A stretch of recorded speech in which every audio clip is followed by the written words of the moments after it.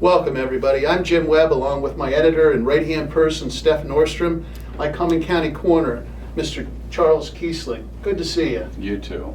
Usually this time of year, we're getting together to talk about prom and graduation safety. Don't we wish we were together today about that? Absolutely. We certainly like to go back to the if that's all we had to deal with. Back to our normal lives. Normal lives, yeah. But unfortunately, we're dealing with the coronavirus pandemic, and there's so many falsehoods out there and so many inaccuracies. I thought it would be good for us to get together and talk with you to clear up some stuff for everybody and get some understanding. And one thing I got to give you a tip of my Web Weekly cap. I don't know of a coroner that's as good with the public and works ahead with safety and preventative measures as you do, and I appreciate what you do within our community. Absolutely. And I've been trying for 20 years as the coroner here. I've always tried to take patient, safety of everyone in our community first, and try to look at all the deaths that have occurred and try to figure out how we can reduce or prevent those deaths and injuries from occurring, over and over again. And we've gotten together on the heroin crisis. We've worked with Carolyn Mealy, her son Zach passed, Saving Legs for Zach. And you and I talk every once in a while just to catch up on what's going on in Lycoming County. And I appreciate the relationship we have. It's been a good relationship, and we're able to gather information and get the facts out there to the community and try to raise awareness. I certainly don't want to downplay the critical nature of this whole pandemic. I mean, absolutely, we certainly can't let our guard down. We've got to be doing this, safe distances, making sure that hand washing, mask wearing when out in the public. Absolutely, we have to protect ourselves. And that's one thing I want to say. And I like safe space. My term, social distancing to me is what electronic devices have done to our families. And you have two people sitting apart at a table texting each other. I love safe space. There's no reason in my mind why we can't return to some normalcy with safe space. And we're practicing that here today. And I'm very aware of public safety and what's best, and Steph makes sure of it. But let's start with that, and a little general knowledge for the folks out there that understand my safe space, social distancing. Correct.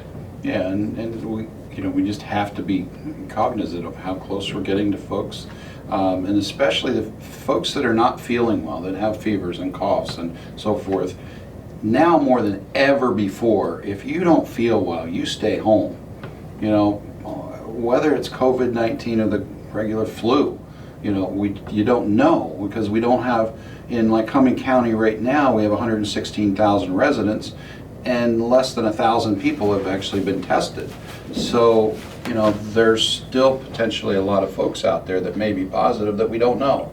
Or asymptomatic. Or asymptomatic and out there. So. And Steph, you made good points to me, my right-hand person, about asymptomatic. Do you want to touch on that quickly? Well, yeah, I mean, there's a lot of people who could potentially be positive for COVID that are not showing any symptoms. They're not coughing, they don't spike a fever, but they're still able to spread the virus. That's where the safe spaces or the social distancing comes in. That's where the masks are important if you're out in close proximity, public.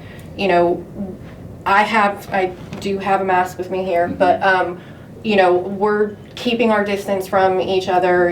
Don't shake hands. I think at this point everyone understands that, I'm happy to see you. It's nice to talk to you, but we're going to do it from over there, and we will be happy to hug and shake hands hopefully in the next few weeks, depending on how things go. But I think all of that stuff goes towards flattening the curve, keeping people safe. We are very lucky to live in the area that we live. Because we are more naturally socially distanced than some other areas. You look at a place like Philadelphia, who has, I think, 1.5 million people, give or take, in 150 square miles, give or take, where we have 116,000 people in 1,200 miles give or take. So I think that, we're naturally more spread out, which is working to our advantage, which you can see in our numbers. And that's a great segue for me, because let's look at the numbers. The numbers I currently have in Lycoming County, there's 43 cases. And there's been reports by the Department of Health, who we'll get to here shortly, and by the local Sun Gazette, who I trust and read every morning, that there's 2 deaths. Well, you and I talked yesterday, because of course that brings a red flag up. What are the deaths and where are they? Do you want to expand on the 2 deaths? I wish I could, but unfortunately I have no idea. That was news to me yesterday. There's been no reports from UPMC, Susquehanna. I have a good working relationship with all of the hospitals. Let's not understand. You have a great working relationship, and we'll get to some information here a little later, but you would be the first to know. Yeah. And should be the first to know. Should be. I mean, things can fall through the cracks. I understand that. Sure. But I've already reached out to the nursing homes, the hospitals, so they know they're going to. And the state coroner's law says any death due to an infectious disease constituting a public hazard is to be reported to my office. So based on that, everyone's in agreement. They're going to report it. So it was a shock to me that I find out that there's 2 deaths and I don't even know about them.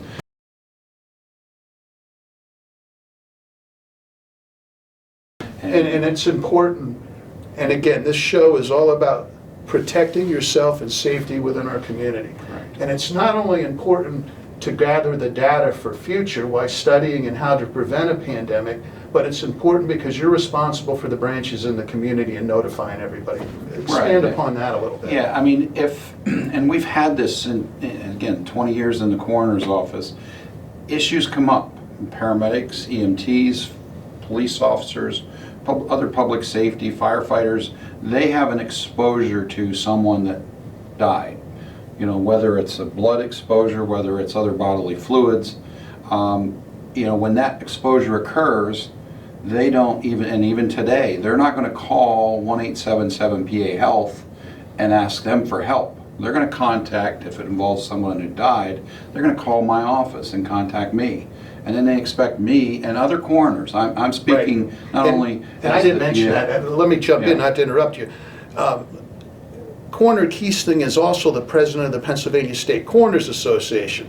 So he, under this most difficult time, you have contact with coroners from across the state, from the hardest hit counties. Right. So you have your finger right on the pulse of everything that's going on. Absolutely. And that's been a frustration we've had for the whole time this pandemic has been rolling out, is coroners are contacting me from Greene County, Washington County, Cambria County, all over the state with, hey, I got this situation, I need to get testing done, but I don't have any kits.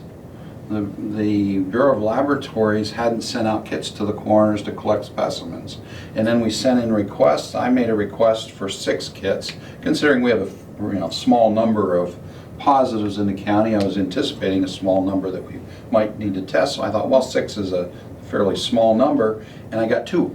So now I have 2 kits that, if I have to test, I got to be very selective about who we're going to test. Because absolutely. And my frustration, I want to make this clear, my frustration during the pandemic is, number one, from a health standpoint, that we just don't, our government, and I'm going to use Governor Wolf, has not, in the Department of Health, done a good job of getting information out there to protect the citizens of Pennsylvania.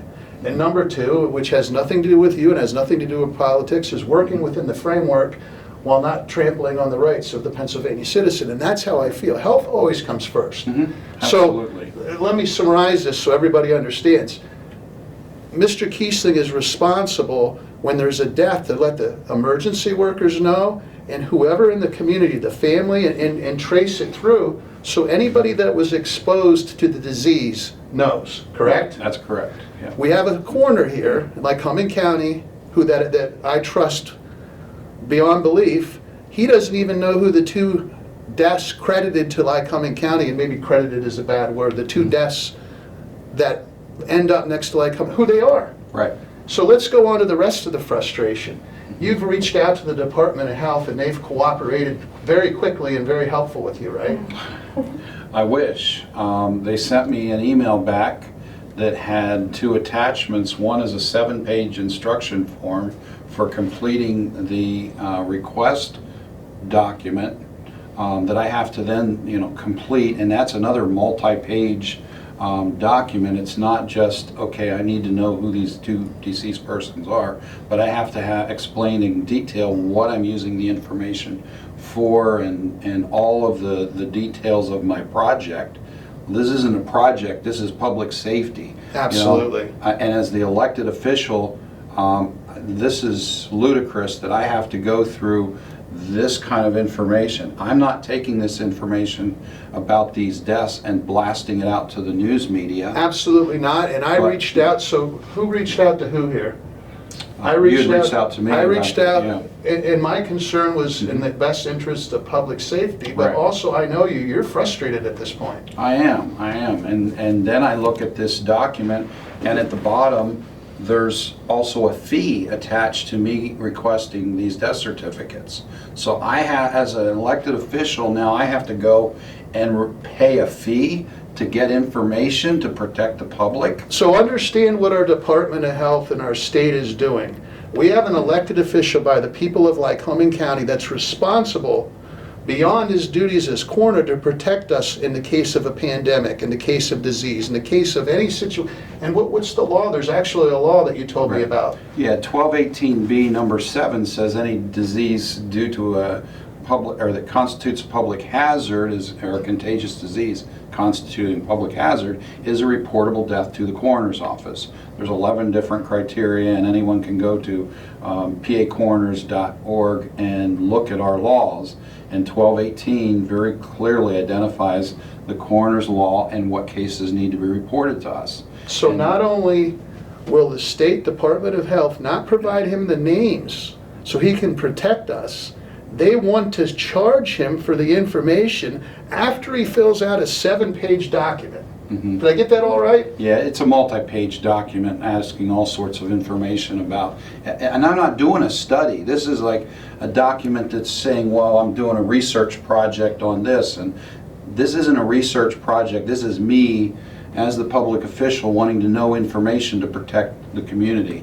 And I have to pay for that information, and I have to take time to fill out this document rather than just saying, please send me the death certificates. And in all honesty though, I mean, at the end of the day, you shouldn't even have to be making that request. No. It should be given information that is, you had 2 deaths in your county, here is the information regarding those deaths so that you can put that do with that information whatever you feel is best from there on out to protect the public. Right. It shouldn't be,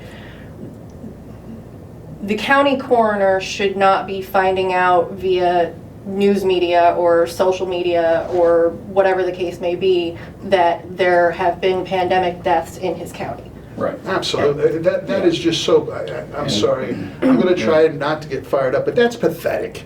That's pathetic, and I'm going to leave it at that. Steph, you got anything? I want to add in, you know the numbers the size of Pennsylvania. I know the Lycoming County is the size of the state of Rhode Island. Mm-hmm. What was the square mileage again? The Lycoming County is about 1,200 square miles, give or take. I think it's 1,245. Like I said, Philadelphia runs about 150 square miles, if I'm not mistaken. I think that's what I looked up. There's the rub between, and again, not going to talk business, we're talking health today, on what should be open and what shouldn't be open. We got an area the size of Rhode Island that we have 43 cases, and as far as I'm considered, if you don't know about it, we don't have any deaths. Right. Okay? Right. It just is not necessary to be approaching this the way we are with everything shut down, because we are limiting our healthcare resources at the hospitals and within the general framework to help people by shutting everything down. And I'll let it go at that. And let's go on here. And for you folks out here, now we're going to get to the negative effects. And I broke this down. I'm not very organized. That's all right. Steph was surprised I actually tried to be organized, so I'm bouncing around here a little bit. The negative effects, and it should be obvious to everybody out there, but by not getting accurate information, by the coroner being taken out of the process, by people not being warned, who's come in contact with it. And by the numbers being inaccurate, tell us about the negativity that brings upon. Well, it's extremely stressful for the communities. And just, we've been seeing the numbers just keep increasing in every county across the state, basically. But many of these folks were tested a month ago. Well, the CDC says if you become asymptomatic, you're no longer coughing, no longer have shortness of breath, no longer have a fever, 72 hours after that, you're considered, you can return to work if we were working. Which is crazy in its own right. Yeah, so, but that's what the CDC is telling us. Well then, okay, if these people were positive a month ago, then they could still be positive by antigens in their, if they're tested, they're still going to be positive, but they're not infective. They're not going to be somebody out here that, is spreading the infection in the community. So can we really say that 43 is a true number if those people were diagnosed a month ago? I think we need to be looking at this statewide from, okay, these are the number that died. These are the number that are infective at this point because they were tested on this date and they're symptomatic, and then when their symptoms go away, 3 days after that, they're not, according to the CDC, if they're accurate with, and I have to believe they've got a lot more educated people than I am to be able to say that then at that point they're not able to go out and transmit the infection. Now I understand that a lot of that's up in the air, so you still got to be cautious, but shouldn't we be looking at this other column of people that were positive but now should be safe to go about their normal daily living? Before we started, we talked about, moving people from column to column. Like if you were in column A, you tested positive. Right. But at some point, there should be a column B and a column C that you get moved over if you incidentally, and that's the recover, way other or states. if you unfortunately do not. But either way, I think that makes the numbers more accurate to say, yes, there are 43 people who have tested positive in Lycoming County, okay, but how many of them are now recovered and moved on with their lives, that are, back to work and back in the community and no longer testing positive. And you made the point, that's how other states are doing it, and that's the most important. One of the most important aspects of getting people back to normality, correct? Yeah, we've got to be, I understand this, again, I'm not saying this is not a dangerous situation, but we need accurate, and complete data, not just raw numbers saying, okay, there's this number of positives in this county, positive here, positive, and a number of dead here, here, and here. We need to look at this. And then the other thing we need to break this down is, the people that are dying are largely folks that are in the older population, 65, and up, are the most, typically they have a lot of comorbidities. They've got lung disease, heart disease, diabetes, they're immunocompromised, they've got cancer. There's all those things that play into, why these people die. We look, as coroners, we investigate deaths every day to gather that information and sort out, okay, they're COVID-19 positive, but they also have all of these other issues that led to their death. So, I think that all has to be considered when you're putting numbers out there and not just saying, well, they're positive. Well, okay. Now, all that does is create more fear. It is. It's putting a lot of fear. I'm going to get right to the point here. Learning for the future. What our state government, what Governor Wolf and our Department of Health are failing to do right now is prepare us for the future by the system they're using and by not getting accurate information to the source, to the county, to the cities, and by not allowing this man to do his job, because I'm telling you, he'll go above and beyond to trace out who's been infected. We are not preparing for the next pandemic. Do you want to add upon that? And I know I'm a little more straightforward, but that's just me. And you're good with the words. So explain to the public why that's so important. Well, this isn't going away in the next 2 weeks, 3 weeks, 3-4 months. Is there gonna be upticks here and there in communities across the state? And so, and we can't stay locked down forever. I mean, you just can't do that. We're seeing increased suicides. We're seeing increased drug deaths. We've had at least 3 suicide deaths in this county that were not that they were COVID-19 positive, but just because they were stressed. They were supposed to get elective surgeries, couldn't get it done. There was financial issues with some folks. So let me jump in there. So right now I have the coroner sitting next to me, and I know folks out there are scared and they're worried, but I want you to feel my frustration. We have more deaths, and I'll say it, the coroner, we have more deaths in Lycoming County brought on by the corona pandemonium than we do by the disease.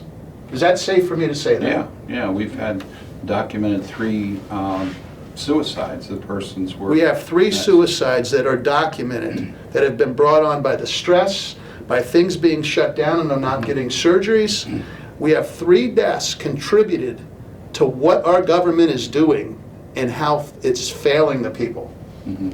Yeah, it is, and we've got to turn this around here at some point and say, look, every one of these deaths needs to be reported to the coroner's office. It's the coroner, it's the law, that we need to go back to following the law. The problem was, over a month ago, I was on a conference call with the Department of Health leadership.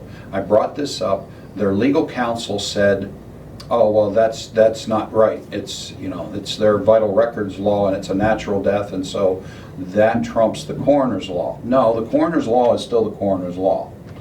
So you can report doctor, nurse practitioner, PA in the state. You can report a COVID-19 death. And I certainly, spending 40 plus years in the health profession, I respect, nurse practitioners, doctors, PAs.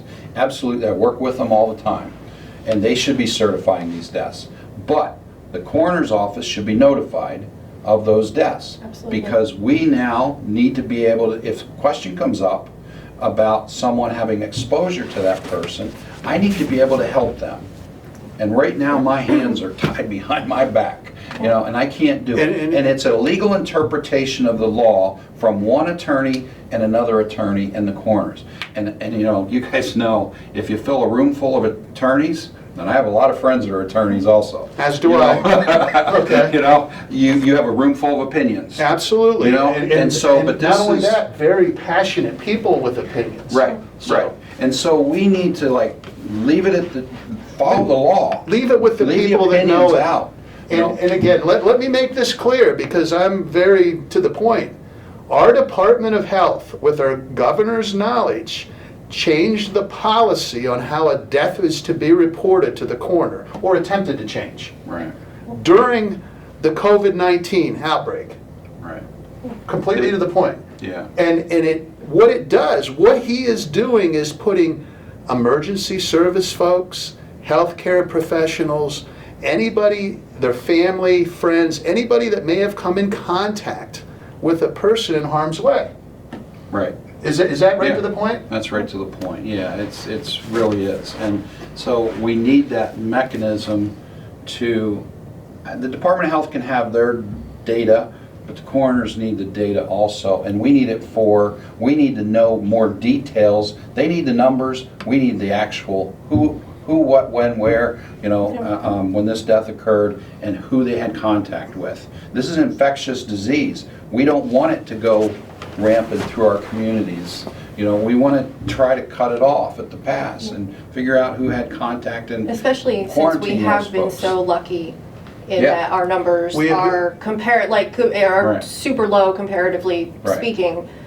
Let's do everything that we can to keep those numbers low. And I mean, part of that is because we haven't tested that many. Less than 1,000 people out of 116,000 have been tested. So there's clearly people out there that have not been tested that are positive. But if they're not sick.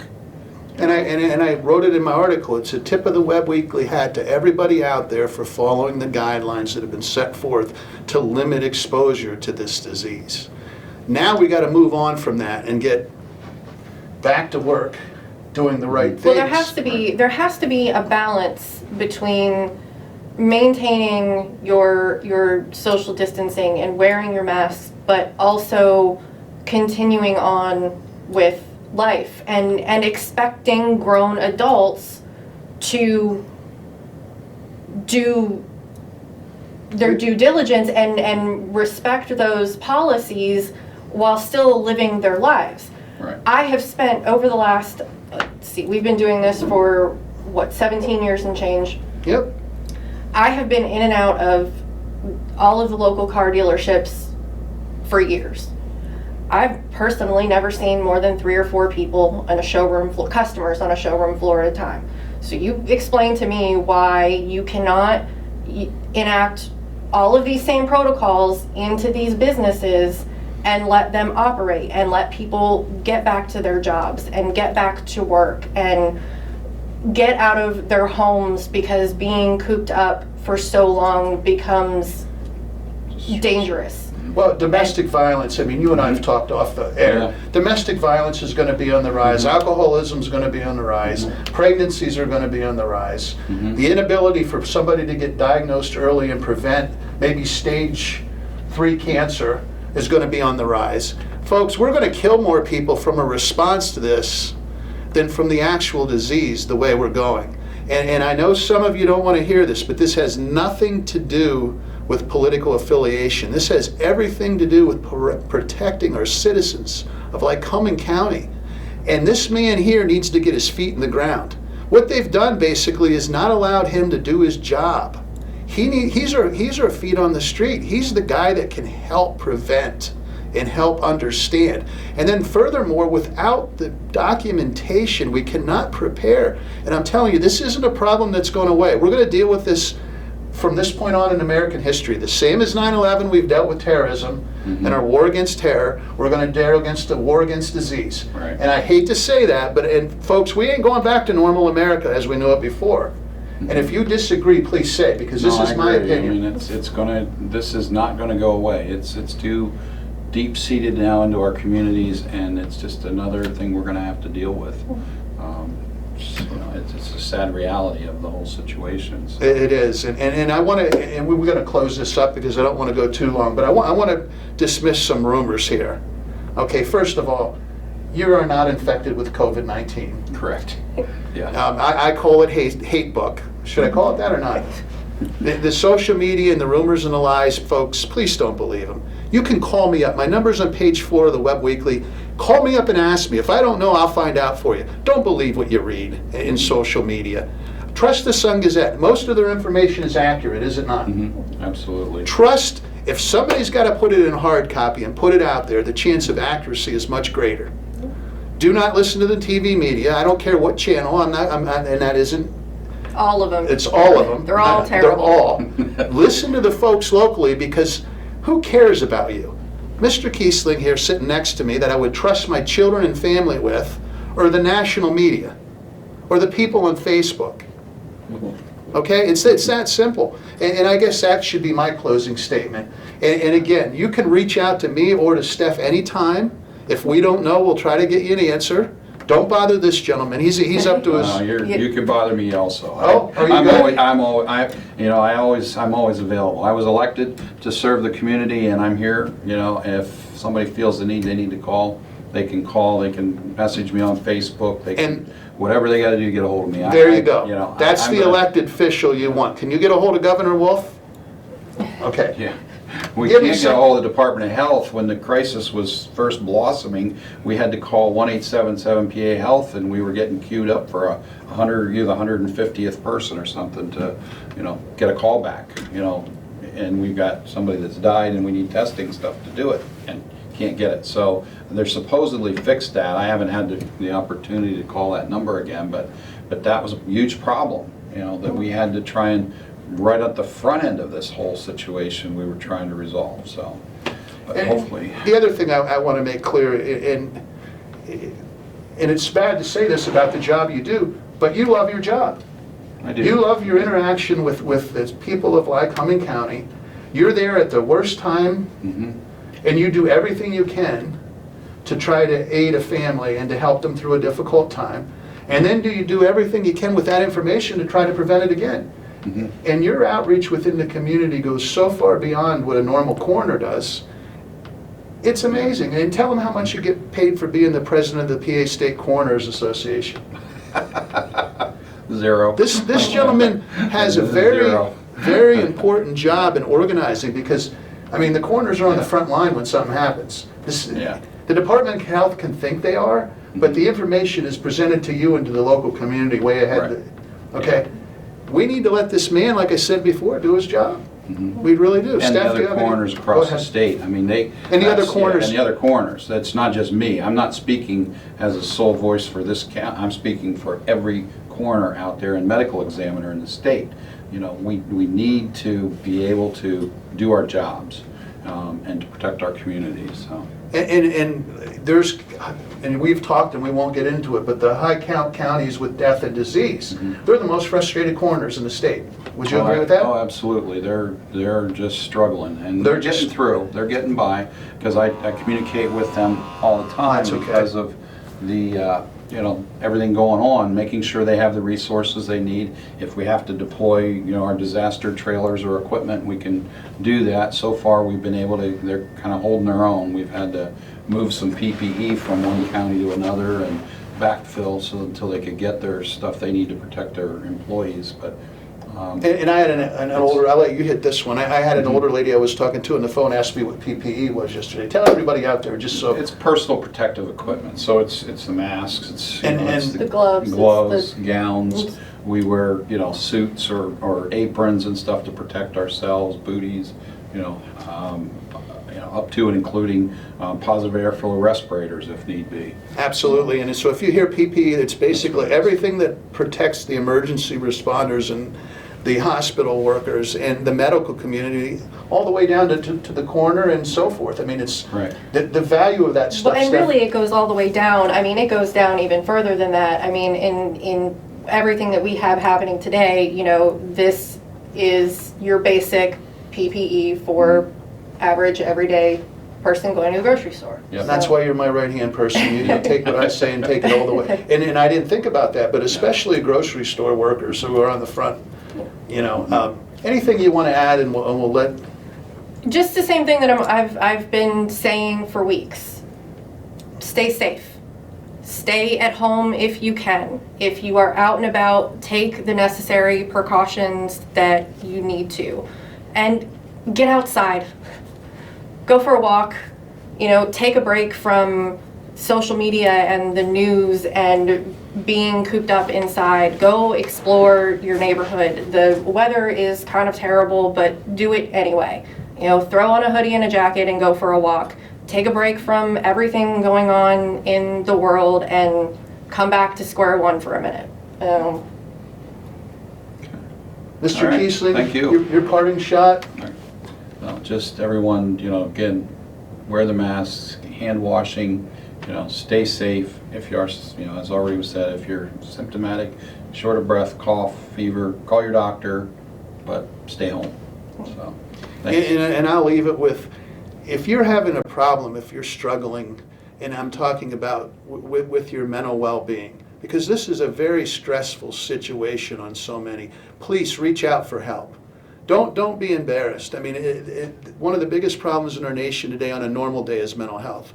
And now I understand so many people are struggling. Don't try to tough it out. Reach out, find some help. If you need somebody to call, I mean, start with the person closest to you and then work your way out. But at some point, professional. Steph, On that note, is it 211? Yeah, 211 is a 211 resource. Also, can get you in touch with someone to talk to if you are having.